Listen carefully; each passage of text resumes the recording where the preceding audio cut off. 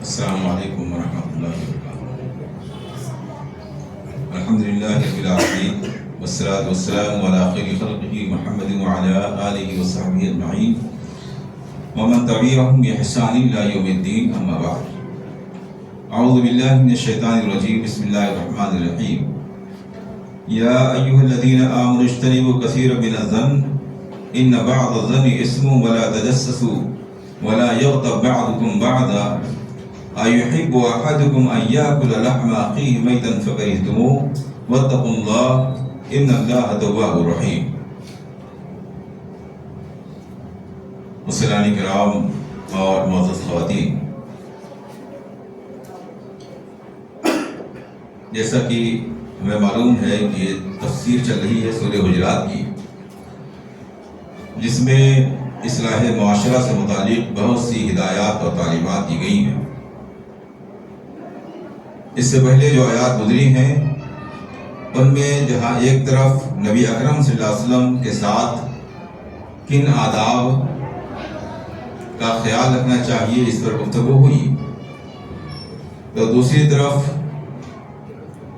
ایک بات یہ بیان ہوئی کہ تمام معاملات میں اور خصوصی طور پر دینی معاملات میں پوری تحقیق کر لینی چاہیے۔ اور اس کے بعد اللہ رب العالمین نے اہل ایمان کے درمیان کے برادرانہ رشتے کو بیان کیا ہے کہ سب مسلمان ایک دوسرے کے بھائی ہیں، اور اسی لیے مسلمانوں کو ایک دوسرے کا مذاق نہیں اڑانا چاہیے۔ اگر لوگوں کے درمیان اختلاف پیدا ہو جائے تو صلح کرا دینی چاہیے۔ اسی اصلاح سماج اور اصلاح معاشرہ کے سلسلے کو اللہ رب العالمین آگے بڑھاتے ہوئے سورہ حجرات کی اس آیت کریمہ میں کچھ اور ایسی چیزوں کی طرف رہنمائی فرما رہا ہے کہ جن سے بچے بغیر معاشرے کی اصلاح ممکن نہیں ہے۔ معاشرے میں فساد اور خرابی کے جو بہت سے اسباب ہیں، ان میں سے کچھ اسباب یہاں بیان کیے گئے۔ اللہ رب العالمین نے ارشاد فرمایا، یا ایھا الذین آمنوا اجتنبوا کثیرا من الظن ان بعض الظن اسم۔ اے ایمان والو، اس سورہ میں یہ 5ویں مرتبہ اللہ رب العالمین نے اہل ایمان کو مخاطب کیا ہے، جس سے اس سورہ کی اہمیت معلوم ہوتی ہے، اور یہ بات بھی معلوم ہوتی ہے کہ اہل ایمان اس بات کے کتنے مستحق ہیں کہ ان کے درمیان اتحاد و اتفاق قائم رہے۔ یا ایھا الذین آمنوا، اے ایمان والو، جیسا کہ پہلے ذکر کیا جا چکا ہے کہ جب بھی اللہ رب العالمین اہل ایمان کو مخاطب کرتا ہے تو اس کا 3 مقصد ہوتا ہے۔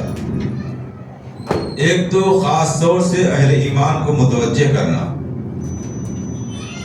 اور اسی لیے حضرت عبداللہ بن مسعود رضی اللہ تعالیٰ عنہ کہا کرتے تھے کہ جب اللہ رب العالمین یا ایھا الذین آمنوا کہے تو ہمیں اپنے کان اس کی طرف لگا دینے چاہیے، کیونکہ یا تو کوئی خیر کی بات ہوگی جس کا حکم دیا جا رہا ہے، یا کوئی شر کی بات ہوگی جس سے روکا جا رہا ہے۔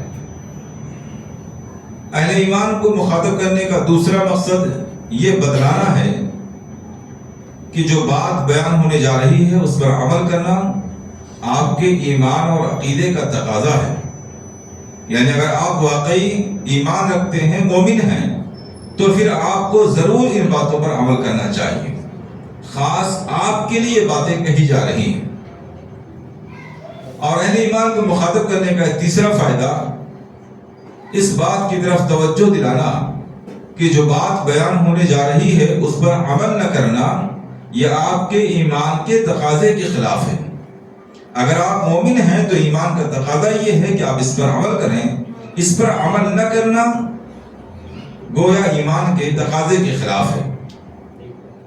یا تو اس کی وجہ سے آپ کا ایمان بہت ناقص اور کمزور ہو جائے گا، اور یا پھر ممکن ہے کہ ایمان سے آدمی ہاتھ دھو بیٹھے اسلام سے خارج ہو جائے۔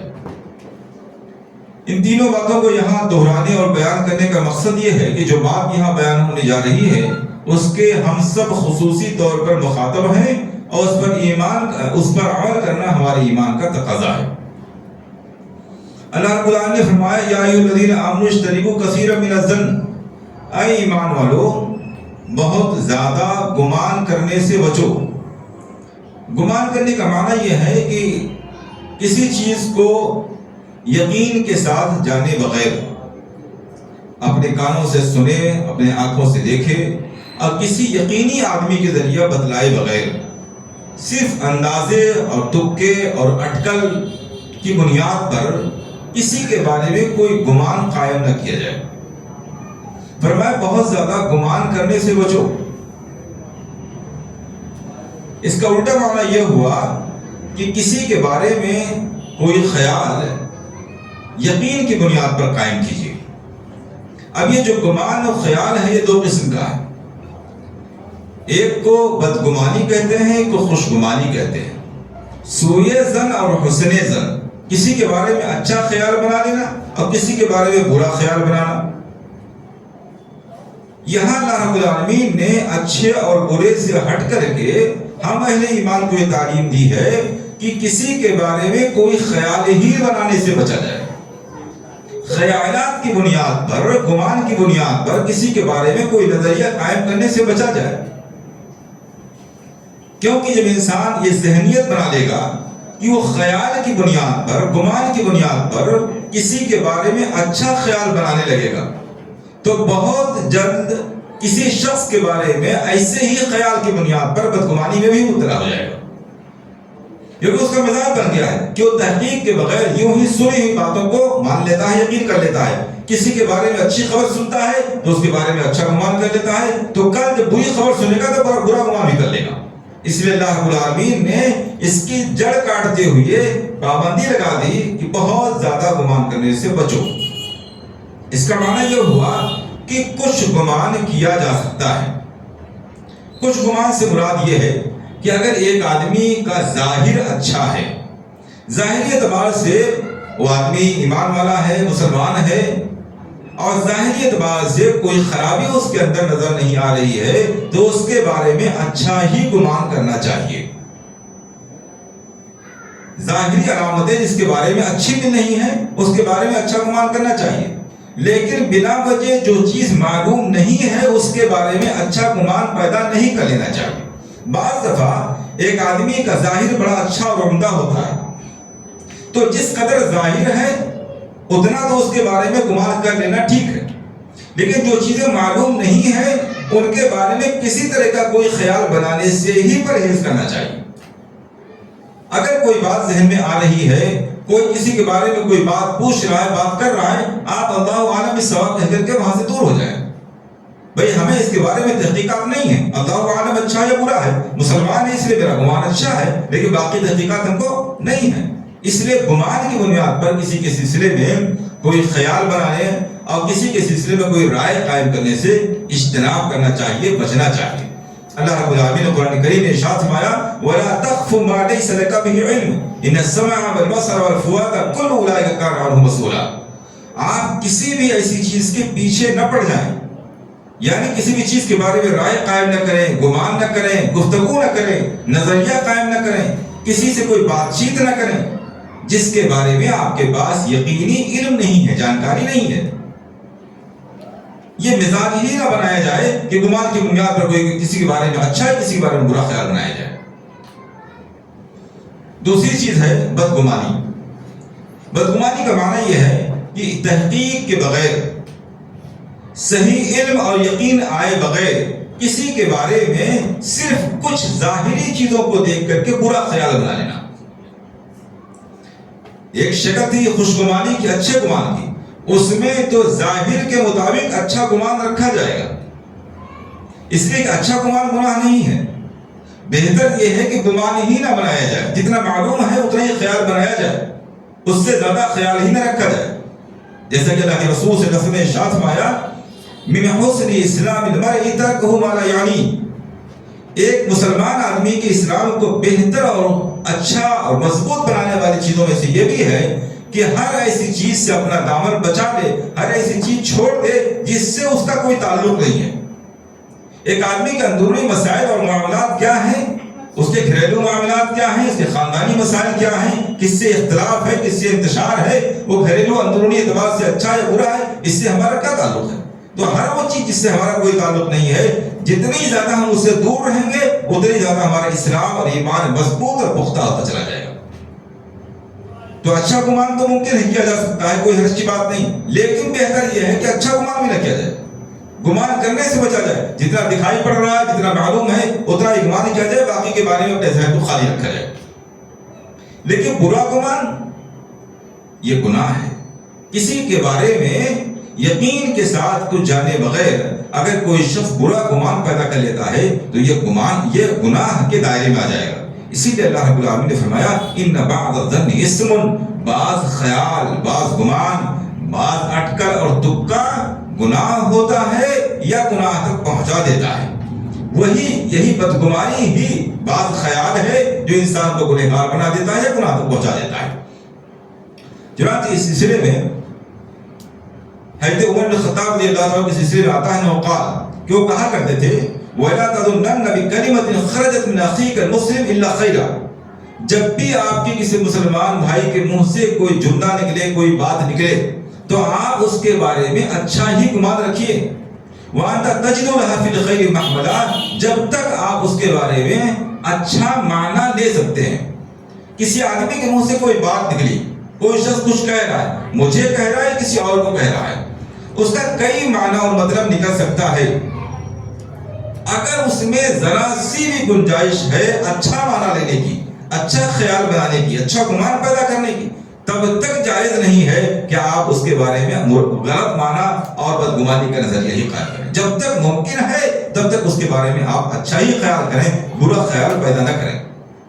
چنانچہ حضرت عبداللہ بن عمر رضی اللہ عنہ کہتے ہیں رأیت النبی صلی اللہ علیہ وسلم یطوف بالکعبۃ ویقول، اللہ کے رسول صلی اللہ علیہ وسلم خانہ کعبہ کا طواف فرما رہے تھے اور آپ ارشاد فرما رہے تھے ما اطیبک واطیب ریحک، اے خانہ کعبہ تو کتنا ہی طیب اور پاکیزہ ہے اور تیری خوشبو کتنی پاکیزہ ہے، ما اعظمک واعظم حرمتک، تو کتنا عظیم ہے اور تیری حرمت، تیرا تقدس کتنا عظیم ہے، والذی نفس محمد بیدی، لیکن قسم ہے اس ذات کی جس کے ہاتھ میں محمد صلی اللہ علیہ وسلم کی جان ہے، لحرمت المؤمن اعظم عند اللہ حرمت منک، ایک مومن کی عزت، اس کی حرمت تیری حرمت سے، تیری تقدس سے زیادہ بلند ہے۔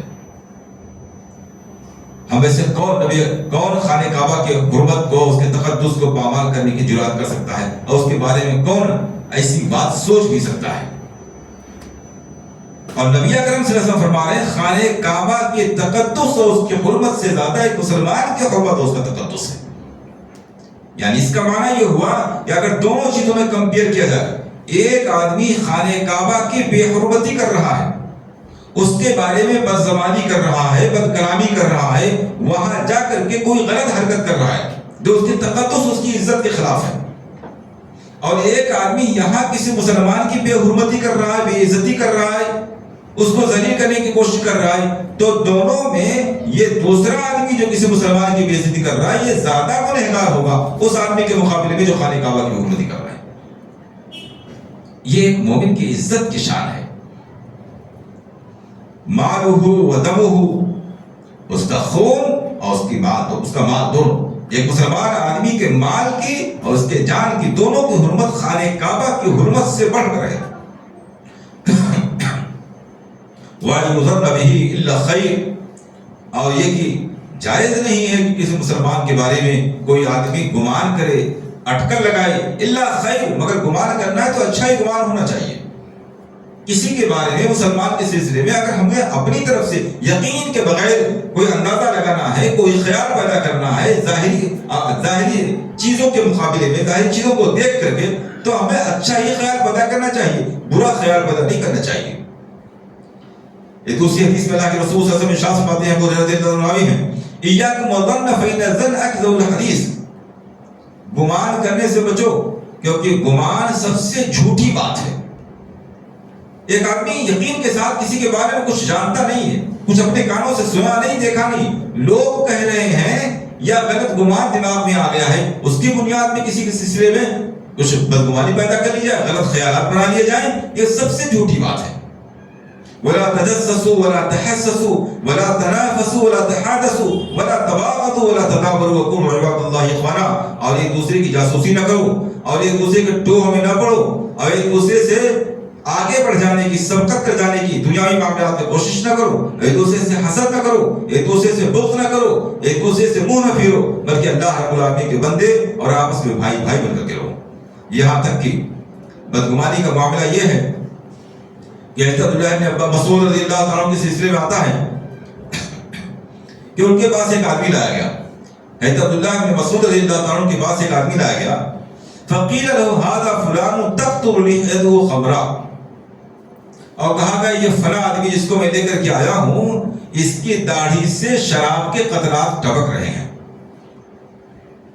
ایک آدمی کی داڑھی سے اگر شراب کے قطرات ٹپکیں اور شراب کی بو آئے تو ہم میں سے کون ہے جو یہ نہیں کہے گا کہ آدمی شراب کھانے سے آ رہا ہوگا یا شراب پی کے آ رہے ہو؟ ہر آدمی یہ کہے گا، لیکن ایسا ہونا نہیں چاہیے۔ چنانچہ ان کے پاس ایسا آدمی لایا گیا کہ جس کی داڑھی سے شراب کے قطرات ٹپک رہے تھے، فقال عبداللہ انا قد نہینا عن التجسس، اب بھی اس کے بارے میں فیصلہ نہیں کیا کہ شراب پی کے آ رہا ہوگا، کیونکہ امکان ہے، چانس ہے کہ کسی نے اس کے اوپر شراب پھینک دیا ہو، کسی نے زبردستی اس کو پلانے کی کوشش کی ہو، پیا ہو اس نے یا نہ پیا ہو، کچھ بھی ہو سکتا ہے۔ ہم نے اس کو پیتے ہوئے تو نہیں دیکھا ہے نا، صرف داڑھی میں شراب کے قطرات ہی تو ہیں، تو ابھی امکان 1% تو امکان موجود ہے نا کسی نے شراب نہ پی ہو، تو جب تک امکان موجود ہے، چانس موجود ہے، تب تک اسی 1% کے مطابق خیال بنایا جائے گا، بدگمانی پیدا نہیں کی جائے گی۔ ذرا سا بھی کسی کے بارے میں اچھا گمان رکھنا ممکن ہے، ذرا سا بھی، تو ابھی بدگمانی کرنا گناہ ہے۔ حضرت عبداللہ بن مسعود کہتے ہیں انا قد نہینا عن التجسس، ہمیں جاسوسی کرنے سے منع کیا گیا ہے۔ یہ جاسوسی ہوگی کہ ظاہر میں اس نے شراب نہیں پیا ہے، صرف شراب کے قطرات ٹپک رہے ہیں، اب ہم اس کی ٹوہ میں پڑ جائیں کہ کہاں سے آیا ہے، کن لوگوں کے ساتھ بیٹھا ہوا تھا، یہ شراب تو نہیں پیتا ہوتا ہے، اس کے منہ سے بدبو آ رہی کہ نہیں آ رہی ہے، اس کے ساتھیوں سے ذرا تحقیق کی جائے۔ ان سب چیزوں کی ہمیں ضرورت ہی نہیں ہے۔ شراب پیتے ہوئے نہیں دیکھا تو ابھی اس کے سلسلے میں ہم شرابی ہونے کا گمان نہیں کر سکتے ہیں۔ وَلَكِنْ يَظْهَرْ لَنَا شَيْءٌ نَأْخُذْ بِهِ، البتہ اگر کوئی چیز ہمارے لیے بالکل ظاہر ہو جائے گی تب ہم مواخذہ کریں گے، تب اس پر ہم شراب پینے کی سزا دیں گے، لیکن ابھی ہمارے پاس یہ چیز ظاہر نہیں ہوئی ہے۔ اس سے بات معلوم ہوتی ہے کہ ہم مسلمانوں کو اسلام کتنی تاکید کے ساتھ اسی آدمی کے بارے میں بدگمانی کرنے سے منع کر رہا ہے۔ دراصل یہ جس قدر بڑا گناہ ہے اتنا ہی بڑی بیماری ہے، جتنا بڑا گناہ ہے ہمارے معاشرے کی اتنی ہی بڑی برائی ہے۔ معاشرے کے اندر زیادہ تر خرابیاں چاہے وہ گھر کے اندر کی ہوں یا گھر کے باہر کی ہوں، زیادہ تر خرابیاں صرف غلط گمان، خیال اور اٹکل اور اندازے کی بنیاد پر پیدا ہو رہی۔ ایک آدمی نے کوئی بات کہہ دی، کہیں چلا گیا، ہم نے اس کو سلام کیا، اس نے سلام کا جواب نہیں دیا، اب ہم نے فوراً اس کے ساتھ سلسلے میں نگیٹو تصور بنانا شروع کر دیا کہ ضرور یہ ہم سے ناراض ہوگا، ضرور کوئی معاملہ ہوگا، ضرور کسی ہماری شکایت کی ہوگی۔ مختلف قسم کے خیالات بننے ہم فوراً شروع کر دیتے ہیں، اور یہ خیالات بنتے خود یک طرفہ اپنے دل میں اس کے تعلق سے دشمنی پیدا کر لیتے ہیں۔ اب جب یک طرفہ ہم دشمنی پیدا کر لیتے ہیں اور اس سے دشمنی والے رویے کے ساتھ اس سے ملتے ہیں، اس سے برتاؤ کرتے ہیں، تو خود بخود دوسرا آدمی بھی ہمارے بارے میں بدگمانی پیدا کر لیتا ہے۔ اس طریقے سے پورا معاشرہ ایک دوسرے کے سلسلے میں بدگمانی مبتلا ہو جاتا ہے۔ تو اسلام ہمیں بہت سختی کے ساتھ اس بات کی تعلیم دے رہا ہے کہ جب تک کسی کے بارے میں یقین کے ساتھ کوئی بات معلوم نہ ہو جائے تب تک ہم قطعاً کوئی اندازہ، کوئی گمان پیدا نہ کریں۔ کرنا ہے تو خوشگمانی پیدا کریں، اچھا گمان پیدا کریں۔ اگر اچھا گمان پیدا نہیں کر سکتے ہیں تو کم سے کم بدگمانی سے پرہیز کریں۔ اگر کبھی اس تعلق سے کوئی بات ذہن میں آئی تو اس کا علاج یہ ہے کہ ہم اس کی تحقیق کریں۔ اسی لیے نبی اکرم صلی اللہ علیہ وسلم کی وفات کے بعد جب حضرت عمر رضی اللہ تعالیٰ عنہ ایک مرتبہ حضرت عثمان بن عفان رضی اللہ تعالیٰ عنہ کے پاس سے گزرے اور ان کو سلام عرض کیا، انہوں نے سلام کا جواب نہیں دیا، فوراً وہ ابو بکر صدیق رضی اللہ تعالیٰ عنہ کے پاس گئے اور شکایت کی کہ ہم نے عثمان بن عفان رضی اللہ تعالیٰ عنہ سے سلام عرض کیا، انہوں نے جواب نہیں دیا، شاید وہ ہم سے کسی بات پر ناراض ہیں۔ ابو بکر صدیق رضی اللہ تعالیٰ عنہ حضرت عمر رضی اللہ تعالیٰ کو لے کر کے حضرت عثمان رضی اللہ تعالیٰ عنہ کے پاس ہے اور یہ معاملہ ان کے سامنے رکھا کہ ایسا ایسا معاملہ ہے، آپ کے پاس سے تو عمر گزرے ہیں، انہوں نے سلام عرض کیا، آپ نے جواب نہیں دیا۔ اب یہ گمان پیدا ہو سکتا تھا، اگر ہمارا معاشرہ ہوتا، ہم ہوتے تو ہماری بدگمانی کے لیے اتنا کافی تھا کہ بھائی وہاں سے گزرے، ہم نے سلام کیا، جواب نہیں دیا، اب ہم اس پر بننا شروع کر دیتے، اتنا تکبر آ گیا ہے, اتنا غرور ہو گیا ہے. اچھا پیسہ آ گیا نا اس لیے ایسا سوچ رہے ہوں گے, یا ہم نے وہ بات کہی تھی نا اس لیے مطلب ہم خود سے بولنا شروع کر دیتے ہیں. اس کا علاج کیا ہے؟ ہم شیطان کو اس کے آگے بڑھنے نہ دیں. یہ شیطانی حرکت ہو, شیطان وسوسہ پیدا کرتا ہے, اس کی ہم تحقیق کر لیں. بدگمانی کا علاج تحقیق ہے. جب بھی کسی شخص کے بارے میں کوئی خیال آئے اور اس کی تحقیق نہیں ہوگی, فوراً ہم اس کی تحقیق کریں. چنانچہ جب حضرت عمر فاروق رضی اللہ تعالیٰ عنہ کے ساتھ حضرت ابوبکر صدیق رضی اللہ تعالیٰ عنہ آئے اور اس مسئلے کی تحقیق کی گئی, تو حضرت عثمان بن عفان رضی اللہ تعالیٰ عنہ کہتے ہیں واللہ ہم کو یہ بھی نہیں معلوم ہے کہ عمر فاروق یہاں سے گزرے بھی ہیں. نبی اکرم صلی اللہ علیہ وسلم کی وفات کے بعد اس قدر غم میں نڈھال بیٹھا ہوا تھا کہ کسی کے گزرنے تک کا مجھ کو خیال نہیں ہوا. سلام تو بہت دور کی بات ہے, مجھے معلوم ہے کہ اسلام ہی کیا ہے. ایسا ہوتا ہے بعض دفعہ, ہم لوگ گاڑی سے گزر رہے ہوتے ہیں, کوئی آدمی سلام کرتا ہے, اب وہ تو تیزی کے ساتھ گزر گیا. بعض دفعہ ہم نہیں سن پاتے ہیں, اور بعض دفعہ ہم سنتے ہیں کہ ہمارے سلام کا جواب وہ نہیں سن پاتا ہے. ایسے امکانات ہوتے ہیں, بہت دفعہ ایسا ہوتا ہے. تو زندگی کے ہر موڑ پر جب تک 1% بھی اچھے خیال کا چانس موجود ہے, تب تک کسی کے بارے میں برا خیال پیدا کرنا یہ قرآن کے خلاف اور گناہ کا کام ہے. یہ گناہ کا کام ہے اور کبیرہ گناہ ہوگا. ایک بات تو یہ ہے. دوسری بات یہ کہ ہم خود بھی ایسے کاموں سے بچیں جس سے کسی دوسرے کو بدگمانی پیدا ہو سکتی ہے. ہم خود کسی کے بارے میں بدگمانی پیدا نہ کریں اور کوئی ایسا کام بھی نہ کریں جس کی وجہ سے دوسرے کو بدگمانی پیدا ہو. اگر اتفاق سے ہمارے ذریعہ کوئی کام ایسا ہو رہا ہے جس کے بارے میں خطرہ ہے کہ لوگ بدگمان ہو جائیں گے, تو اس کی وضاحت کر دینی چاہیے. یہ دونوں چیزیں ہیں, نہ بدگمانی کریں اور نہ بدگمانی کا شکار بنے. تو بدگمانی نہ کریں, تحقیق کر لیا کریں.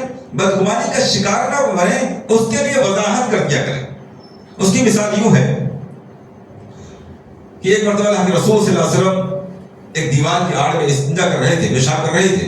ایک صاحب کا وہاں سے گزر ہوا, سنن ابی داؤد کی روایت ہے, انہوں نے سلام عرض کیا. آپ صلی اللہ علیہ وسلم استنجا سے فارغ ہوئے اور آپ نے اسی دیوار, مٹی کی دیوار پر تیمم فرمایا اور تیمم کرنے کے بعد پھر ان کو مخاطب کیا اور سلام کا جواب دیا, جبکہ وہ سلام کہہ کے گزر چکے تھے. اگر آپ خاموش رہتے تو بدگمانی کا اندیشہ تھا کہ میں نے سلام کیا, اللہ کے رسول صلی اللہ علیہ وسلم نے جواب نہیں دیا, شاید آپ ناراض ہیں, کیا بات ہے. لیکن آپ نے ان کو روکا اور ان کے سلام کا جواب دیا اور کہا میں یہ پسند نہیں کرتا ہوں کہ ناپاکی کی حالت میں اللہ کا ذکر کروں. میں استنجا کر کے فارغ ہوا تھا, میں نے وضو نہیں کیا تھا. یہ میرے شایان شان نہیں ہے کہ وضو کے بغیر اللہ کا نام لوں, میں سلام کا جواب دوں. اس لیے میں نے اس وقت آپ کے سلام کا جواب نہیں دیا تھا. آپ صلی اللہ علیہ وسلم نے اس کی وضاحت فرمائی. حالانکہ اللہ کے رسول صلی اللہ علیہ وسلم وضاحت نہ بھی فرماتے تب بھی مومن کی شان یہ تھی کہ وہ اچھا گمان کرتا, لیکن آپ نے وضاحت فرما کر کے کوئی تعلیم دی ہے کہ جب بھی ہمارے کسی کام کے ذریعہ کسی کے بدگمان ہونے کا اندیشہ ہو تو فوراً ہم اس کی وضاحت کر دیا کریں. ایک دوسری روایت آپ دیکھیے, اللہ کے رسول صلی اللہ علیہ وسلم اعتکاف میں ہیں. آپ صلی اللہ علیہ وسلم کی زوجہ محترمہ حضرت صفیہ رضی اللہ تعالیٰ عنہا آپ سے ملاقات کرنے کے لیے آتی ہیں. اللہ کے رسول صلی اللہ علیہ وسلم ان سے بات کرتے کرتے مسجد کے باہر ان کو لے کے چلے جاتے ہیں.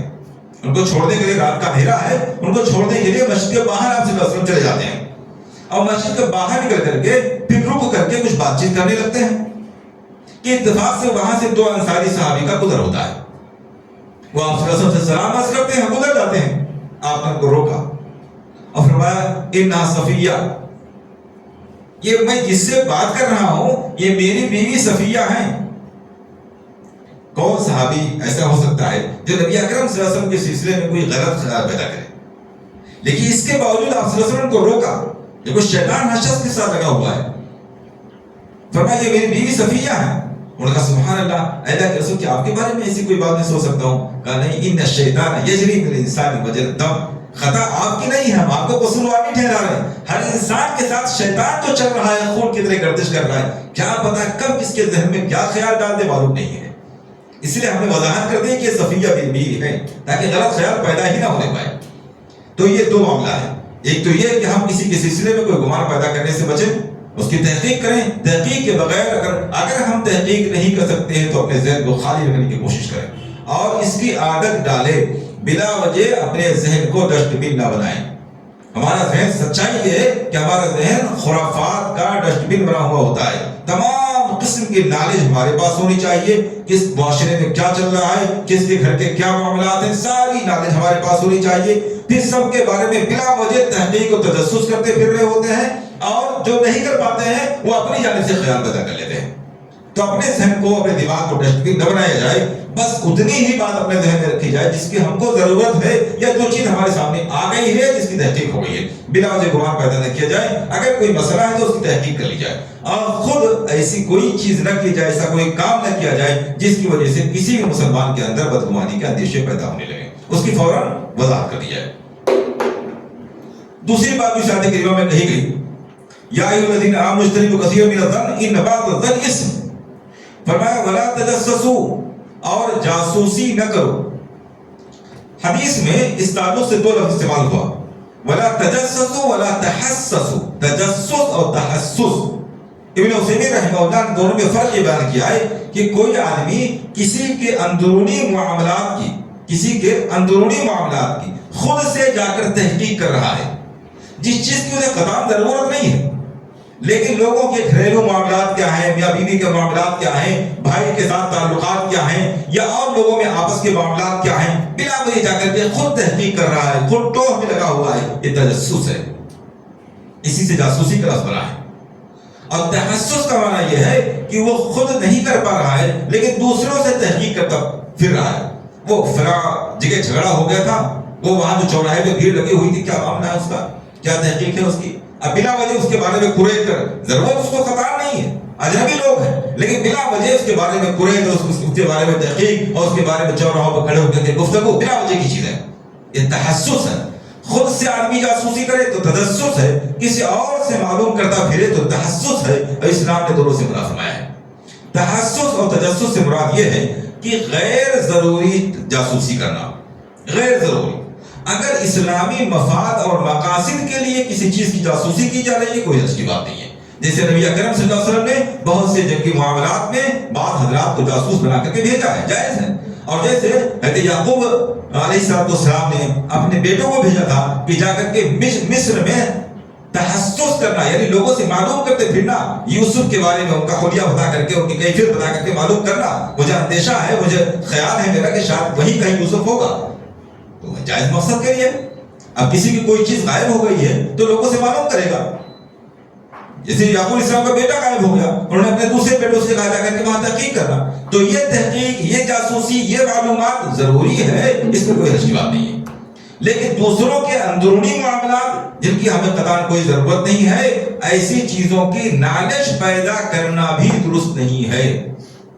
اللہ کے رسول صلی اللہ علیہ وسلم نے صحابہ کرام کی اس بات کی تعلیم دی تھی، لا تخبروا احد عن احد، لا یخبر احد عن احد، کوئی بھی ایک آدمی دوسرے کے بارے میں مجھے نہ بتایا کرے۔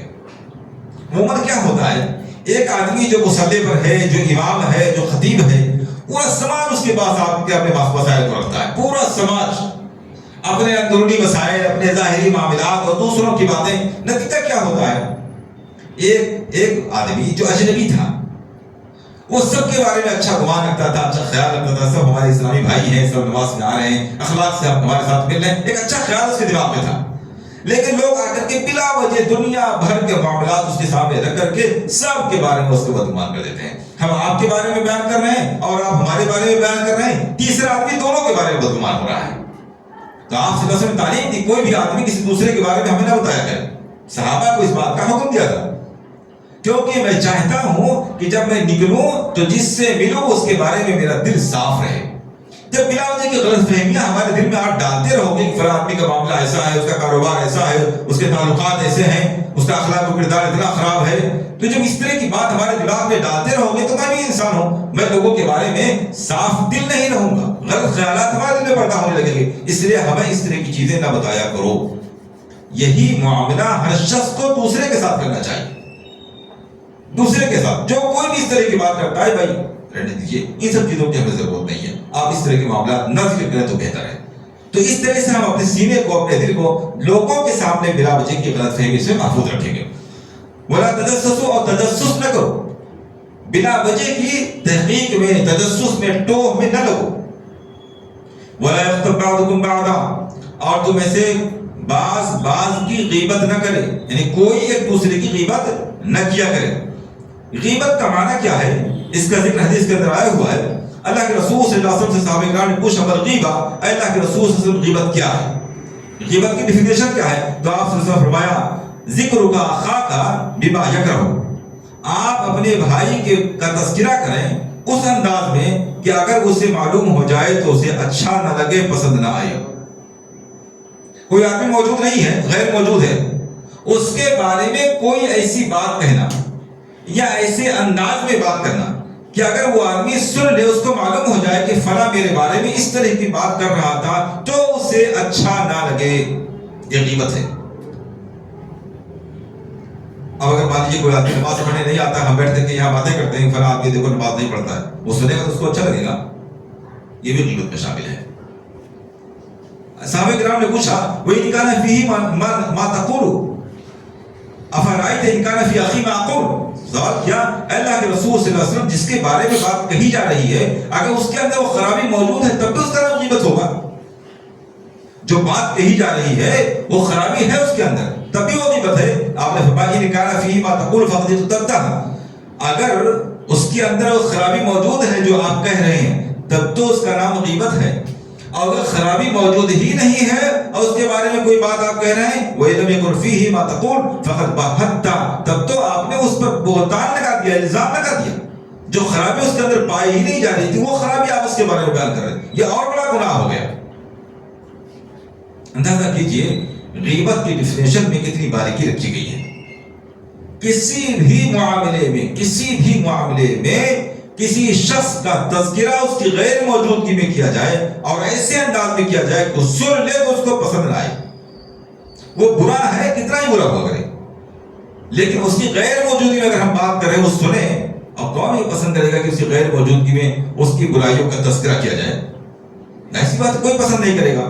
تو خلاصہ اس کا کیا ہوا کہ کسی کی غیر موجودگی میں اس کی کسی بھی برائی کا تذکرہ نہ ہو یا برے انداز میں تذکرہ نہ ہو، یہ غیبت ہے۔ غیبت کے سلسلے میں جہاں ایک مسئلہ یہ ہے کہ غیبت کرنا کبیرہ گناہ ہے، وہیں ایک دوسرا بہت بڑا مسئلہ یہ ہے کہ غیبت کو سننا بھی کبیرہ گناہ ہے، بلکہ غیبت کو فروغ دینے، آگے بڑھانے والی چیز جو ہے وہ غیبت کا سننا ہے۔ اگر ہم غیبت سننا بند کر دیں تو کون کس کے سامنے غیبت کرے گا؟ تو بڑا مسئلہ یہ ہے کہ شیطان نے، ہمارے نفس نے اس موضوع کو ہمارے لیے بڑا دلچسپ بنا دیا ہے۔ ہماری محفلوں کا بڑا دلچسپ موضوع یہ ہوتا ہے کہ ہم دوسروں کے بارے میں خوب دلچسپی کے ساتھ گفتگو کر رہے ہوتے ہیں، گفتگو کرنے والا بھی پورے شوق کے ساتھ گفتگو کر رہا ہے اور سننے والا بھی اتنے شوق کے ساتھ اس کو سنتا ہے، حالانکہ دونوں سخت قسم کے گنہگار ہیں۔ کتنا سخت گنہگار ہوتا ہے آدمی، اور کتنی چھوٹی چھوٹی باتوں کو غیبت کہا گیا ہے، اس کی مثال دیکھیے۔ عن عائشہ رضی اللہ تعالی عنہا قالت قلت للنبی صلی اللہ علیہ وسلم حسبک من صفیہ کذا وکذا، حضرت عائشہ رضی اللہ تعالی عنہ کہتی ہیں کہ ایک بار میں نے اللہ کے رسول صلی اللہ علیہ وسلم سے کہا کہ صفیہ کے برا ہونے کے لیے اتنی کافی ہے کہ وہ ایسی اور ایسی ہے، یعنی وہ ان کے پست قد کی طرف اشارہ کر رہی تھی۔ حضرت عائشہ رضی اللہ تعالی عنہ اپنا واقعہ بیان کر رہی تھی۔ یہ دین کو بیان کرنے کا جذبہ ہے۔ حالانکہ ایک اعتبار سے دیکھا جائے تو حضرت عائشہ رضی اللہ تعالیٰ عنہ کے لیے برائی کا پہلو نکل رہا کہ وہ غیبت کر رہی تھی حضرت صفیہ رضی اللہ تعالیٰ عنہ کی، لیکن چونکہ اس میں اللہ کے رسول صلی اللہ علیہ وسلم کی ذات داخل ہو گئی، شامل ہو گئی، اب وہ حدیث کا حصہ بننے جا رہا ہے، اس لیے اس بات کی بھی پرواہ نہ کی لوگ کیا کہیں گے میرے بارے میں، جو چاہے لوگ خیال کریں، نبی اکرم صلی اللہ علیہ وسلم کی حدیث امت تک پہنچ جائے۔ یہ جذبہ اپنا واقعہ بیان کر رہی ہیں کہ میں نے حضرت صفیہ رضی اللہ تعالیٰ عنہ کے بارے میں، سوقت تھی دونوں، حضرت عائشہ نے کہا کہ صفیہ کے برا ہونے کے لیے اتنی کافی ہے کہ وہ ناٹے قد کی ہیں، چھوٹے قد کی ہیں۔ اللہ کے رسول صلی اللہ علیہ وسلم فرماتے ہیں لقد قلت کلمۃ لو مزجت بماء البحر لمزجته، عائشہ تم نے جو بات کہی ہے نا، چھوٹی سی بات، آج ہمارے معاشرے کے لیے چھوٹی سی بات ہے کہ ہم کسی کے رنگ، کسی کے قد اور کسی کے جسم کے بناوٹ یا اس کے اور کسی مسئلے کو لے کر کے اس طرح کی بات اتنی عام ہو گئی کہ اس کو گناہ شمار نہیں کرتے ہم۔ آپ صلی اللہ علیہ وسلم فرمایا عائشہ جو بات تم نے کہی ہے، اگر اس بات کو سمندر کے پانی میں ملا دیا جائے تو سمندر کا سارا پانی خراب ہو جائے۔ تمہاری اس بات کو اگر اللہ تعالیٰ کوئی جسم دے دے، ڈھانچہ دے دے، اور اس کو سمندر کے پانی میں ملا دیا جائے تو سمندر کا سارا پانی خراب ہو جائے گا، ایسی بات تم نے کہی ہے۔ تو اتنی چھوٹی سی بات ہے. ایک دوسری بات دیکھیے، حضرت عائشہ رضی اللہ عنہا کا بیان ہے کہ ان امرأۃ دخلت عائشہ، ایک عورت حضرت عائشہ رضی اللہ عنہا کے پاس آئی، فلما قامت لتخرج اشارت عائشہ بیدیہا الی النبی صلی اللہ علیہ وسلم انها قصیرہ. جب وہ واپس جانے لگی تو حضرت عائشہ رضی اللہ عنہا نے نبی اکرم صلی اللہ علیہ وسلم کی طرف اشارہ کر کے کہا کہ بڑی پست قد ہے، اس کا قد بڑا چھوٹا ہے. آپ سے فرماتے ہیں فقال نبی صلی اللہ علیہ وسلم اقتبتیها، عائشہ تم نے اس کی غیبت کر دی. یہ جو اس کی واپسی میں، اس کی غیر موجودگی میں تم نے اس کے بارے میں ذرا سی بات کہہ دی کہ بڑی چھوٹی قد کی ہے، یہ عورت بڑی چھوٹی قد کی، یہ بات جو تم نے کہہ دی نا، یہ اس کی غیبت ہے. تو اس طریقے سے چھوٹی چیزیں بھی غیبت میں داخل ہوا کرتی ہیں. اس لیے ہمیں چاہیے کہ غیبت سے بھرپور طریقے سے بچیں. وَلَا يَغْتَبْ بَعْضُكُمْ بَعْضًا، اور تم میں سے ایک دوسرے کی غیبت نہ کرے. یہاں یہ نہیں کہا گیا کہ کوئی شخص غیبت نہ کرے، بلکہ کوئی کسی کی غیبت نہ کرے. اس میں اشارہ اس بات کی طرف پایا جا رہا ہے کہ جب کوئی ایک آدمی دوسرے کی غیبت کرے گا تو پورا معاشرہ ایک دوسرے کی غیبت کرنے والا بن جائے گا. ہم آپ کی غیبت کریں گے، ہماری غیبت کریں گے، ایک رجحان بن جائے گا. تو اس لیے اس برائی کو کا رجحان نہ بنایا جائے، اس کو فروغ نہ دیا جائے، جس قدر ممکن ہو سکے اس کو روکنے کی کوشش کی جائے. پھر اس سے نفرت پیدا کرانے کے لیے اللہ رب العالمین نے مثال بیان فرمائی، فرمایا یحب احدکم ان یاکل لحم اخیہ میتا فکرہتموہ، کیا تم میں سے کوئی آدمی اس بات کو پسند کرے گا کہ اس کے بھائی کا انتقال ہو گیا ہو، اس کی لاش پڑی ہوئی ہو اور وہ جا کر کے اس کا گوشت نوچ کر کے کھائے؟ ایک تو انسان، مردہ جانور بھی مر جائے تو کوئی شریف آدمی اس کا گوشت کھانا پسند نہیں کرے گا. پھر انسان ہے، پھر وہ اپنا بھائی ہے، تو کون ایسا کمبخت ہوگا جو اپنے بھائی کے مرے ہوئے لاش سے گوشت نوچ کر کے کھانا پسند کرے گا؟ ظاہر سی بات ہے ہر آدمی سے گھن محسوس کرے گا. اللہ کے رسول صلی اللہ علیہ وسلم، اللہ رب العالمین نے فرمایا اگر تم اس کو ناپسند کر رہے ہو تو بس یہی چیز غیبت ہے. ایحب احدکم ان یاکل لحم اخیہ میتا فکرہتموہ، کیا تم میں سے کوئی آدمی اس بات کو پسند کرے گا جو اپنے مرے ہوئے بھائی کا، مردہ بھائی کا گوشت کھائے؟ ظاہر سی بات ہے کوئی پسند نہیں کرے گا. تو اسے ہی یہ غیبت کرنا بھی گویا اپنے مردہ بھائی کے گوشت کو کھانے کی طرح سے ہے. مردہ اس طرح سے کہ وہ پیٹھ کے پیچھے معلوم نہیں ہے، اس کی غیبت کرنا گویا اس کا گوشت کھانا، اس کے جسم کو نوچنا، اس کو ذلیل کرنے کی کوشش کرنا ہے. براء بن عازب رضی اللہ عنہ کہتے ہیں خطبنا رسول اللہ صلی اللہ علیہ وسلم حتی اسمع العواتق فی بیوتها، اللہ کے رسول صلی اللہ علیہ وسلم نے ایک مرتبہ خطاب فرمایا، تقریر کی، اور بلند آواز سے خطاب فرمایا تاکہ عورتوں تک یہ آواز پہنچے. اور آپ نے فرمایا یا معشر من آمن بلسانہ، آئے وہ لوگوں جو اپنی زبان سے ایمان لائے ہو. یعنی آپ صلی اللہ علیہ وسلم نے گویا ایسے لوگوں کا تنبیہ کی جو ایمان لانے کے باوجود معاشرے کے اندر غیبت کے ذریعہ، تجسس کے ذریعہ، بدگمانی کے ذریعہ فتنہ فساد برپا کر رہے ہیں. فرمایا ایسے وہ لوگ، یہ لوگ ایسے ہی ہیں جسے زبان سے کوئی اسلام لے آیا دل میں اس کے ایمان نہ ہو. یا معاشر من آمن بلسانی لا تغتابوا المسلمین، اے مسلمانوں کی جماعت، اے وہ لوگوں جو اپنی زبان سے ایمان لے آئے ہو، مسلمانوں کی غیبت کرنے سے بچو. ولا تتبعوا عوراتهم، اور لوگوں کے پوشیدہ معاملات کے پیچھے نہ پڑو. ان کے اندرونی معاملات کیا ہیں، ان کا اخلاق، کردار، آمدنی اور کھانا پینا وغیرہ وغیرہ، گھر کے اختلافات، وہ ان کے اندرونی معاملات ہیں. لوگوں کے اندرونی معاملات کے پیچھے نہ پڑو. فَإِنَّهُ مَن يَتَّبِعْ عَوْرَةَ أَخِيهِ يَتَّبِعْهُ اللَّهُ عَوْرَتَهُ، جو کوئی شخص کسی کے اندرونی معاملات کے پیچھے پڑے گا تو اللہ رب العالمین اس کے اندرونی معاملات کے پیچھے پڑ جائے گا. جو کوئی کسی کے اندرونی معاملات کے پیچھے پڑ جائے، جس کی ہمیں ضرورت نہیں ہے، اندرونی معاملات کے پیچھے پڑ جائے گا تو اللہ رب العالمین اس کے اندرونی معاملات کے پیچھے پڑ جائے گا. وَمَن يَتَّبِعِ اللَّهُ عَوْرَتَهُ يَفْزَعْهُ فِي جَوْفِ بَيْتِهِ، اور جس کے اندرونی معاملات کے پیچھے اللہ پڑ جائے تو اگر وہ اپنے گھر کا دروازہ بند کر کے بھی بیٹھ جائے تو اللہ وہاں اس کو ذلیل کر دے گا. گویا دوسروں کے معاملات کے پیچھے پڑنا اپنے آپ کو ذلت کی دعوت دینے کے برابر ہے. اور آج معاشرے میں اسی قسم کا معاملہ چل رہا ہے. ہر آدمی دوسرے کی عزت کے پیچھے پڑا ہوا ہے، دوسرے کے اندرونی معاملات کی تحقیق میں لگا ہوا ہے. نتیجہ یہ ہے کہ ہم آپ کے پیچھے پڑے ہوئے، ہمارے پیچھے پڑے ہوئے، اور پورا معاشرہ ایسے ہی دوسرے کے پیچھے پڑا ہوا ہے. اور ہر آدمی کے اندر کچھ نہ کوئی غلطی خامی ہوتی ہے، ان خامیوں کو لے کر کے لوگ ہر ایک کے سلسلے میں بدگمان ہو رہے ہیں، ہر ایک کی غیبتیں کرتے پھر رہے ہیں. تو یہ بڑا سخت معاملہ ہے کہ اگر اس قسم کی کیفیت پیدا ہو جائے تو اللہ رب العالمین ہمارے پوشیدہ معاملات کے پیچھے پڑ جائے گا. اور اللہ رب العالمین ہمارے پوشیدہ معاملات کے پیچھے پڑ جائے تو ہمارے گھر کے معاملات کیا ہیں، ہمارے دل کے اپنے معاملات کیا ہیں، وہ اللہ رب العالمین ہی بہتر جانتا ہے. اللہ رب العالمین جو رسوا کرنا چاہے گا تو کوئی دنیا پوری دنیا مل کر کے بھی عزت نہیں دے سکتی ہے. واتقوا اللہ، اے لوگوں تقوی اختیار کرو، اللہ رب العالمین کا تقوی اختیار کرو. تقوی اختیار کرنے کا معنی یہ ہے کہ اللہ رب العالمین سے ڈرتے ہوئے کوئی بھی ایسا عمل نہ کرو جو اللہ کے شان کے خلاف ہے. اللہ رب العالمین کے حکم کے خلاف کسی بھی انداز سے ظاہر میں یا باطن میں کوئی کام نہ کرو. ان اللہ تواب الرحیم. اور اسلام پر امید بنانے کا مذہب ہے، مایوسی سے روکتا ہے، بچاتا ہے. یعنی گناہ بہت سخت ہے، غیبت کا گناہ بہت سخت ہے، بڑی مذمتیں کی گئی ہیں، لیکن اس کا معنی یہ نہیں ہے کہ غیبت میں ڈوبا ہوا معاشرہ نا امیدی اور مایوسی میں مبتلا ہو جائے.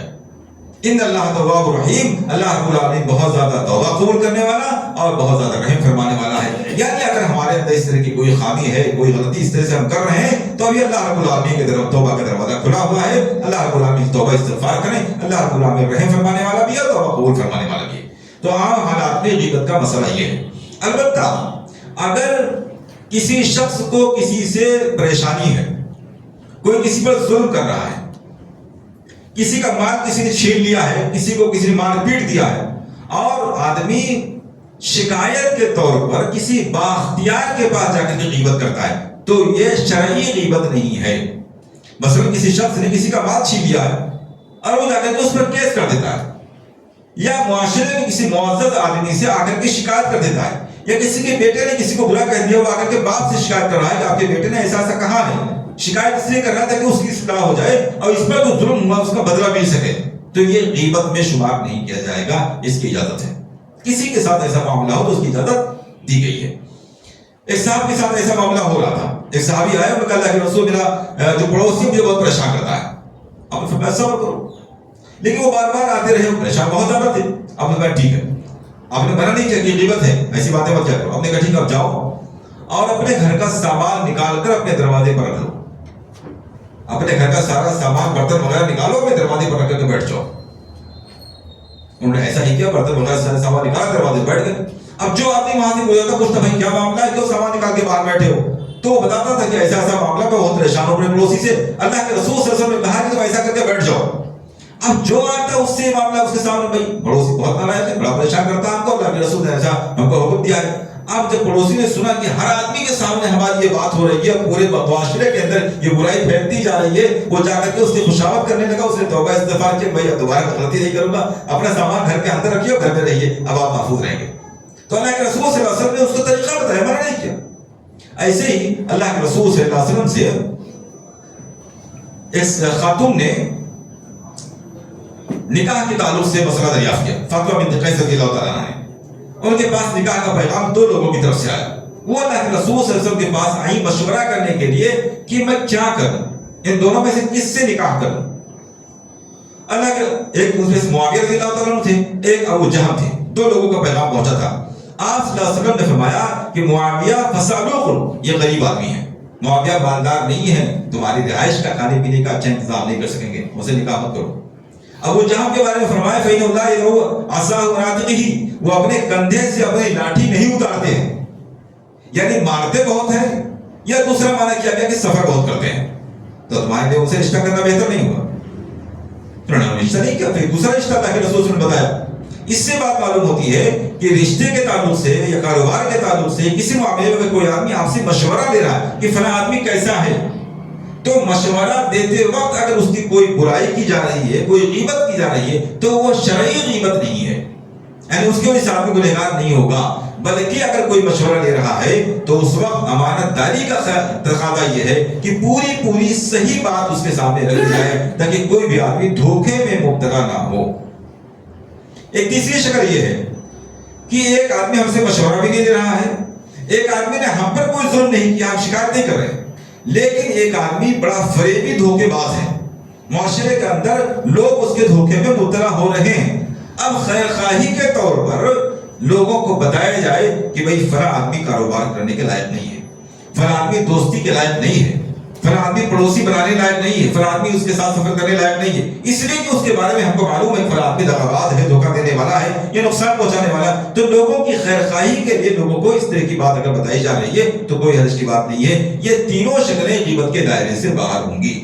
اس کے علاوہ کسی بھی آدمی کی اگر غیبت کی جا رہی ہے یعنی اس کی غیر موجودگی میں اس کے بارے میں کوئی بھی ایسی بات کی جا رہی ہے جسے سن کر کے وہ آدمی برا محسوس کرے تو وہ سب غیبت میں داخل ہے۔